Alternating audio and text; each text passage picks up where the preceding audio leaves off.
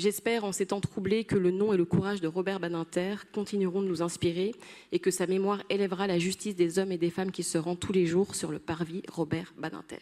Nous lui devons l'abolition de la peine de mort, abolition que le garde des Sceaux qu'il était a réussi à arracher avec un discours mémorable qui résonne encore aujourd'hui puissamment à l'Assemblée nationale, alors même que l'opinion publique y était défavorable.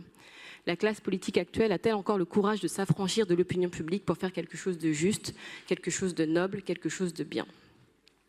Avocat, brillant orateur, il a également porté le combat abolitionniste dans les prétoires avec le verbe haut et fort. Il a toujours su voir la dignité d'un homme, quelle que soit son histoire, ses faiblesses ou ses travers. Il ne s'est jamais résigné à accepter le bruit que fait la lame qui coupe un homme vivant en deux. Inlassable défenseur des droits et libertés publiques, nous lui devons également la dépénalisation de l'homosexualité. Et son héritage laissé au monde de la justice est immense. Il a ouvert le droit de recours individuel devant la Cour européenne des droits de l'homme. C'est considérable, c'est véritablement considérable. Il considérait qu'un grand pays comme la France se devait de se doter de conditions de détention dignes et il y a beaucoup travaillé malgré la fureur médiatique qui se déchaînait à l'époque.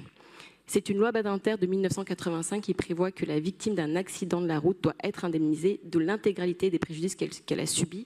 Et l'écologiste que je suis y est bien évidemment éminemment sensible. Président du Conseil constitutionnel, il censure une loi qui prévoyait que les étrangers ne pourraient pas avoir droit aux prestations sociales. Il a fait tout cela et bien plus encore, Robert Badinter. De tous les combats, il avait également la laïcité et la lutte contre l'antisémitisme chevillés au corps. C'est un homme immense que nous avons perdu et nous partageons la peine de sa famille et de ses proches. Et c'est avec beaucoup d'humilité que l'avocate, la militante abolitionniste et l'élu local que je suis lui rend hommage au nom du groupe écologiste. Et en réalité, lorsque nous donnons le nom de Robert Badinter au parvis du tribunal de Paris, siège de la maison de l'avocat, c'est nous que cette délibération honore.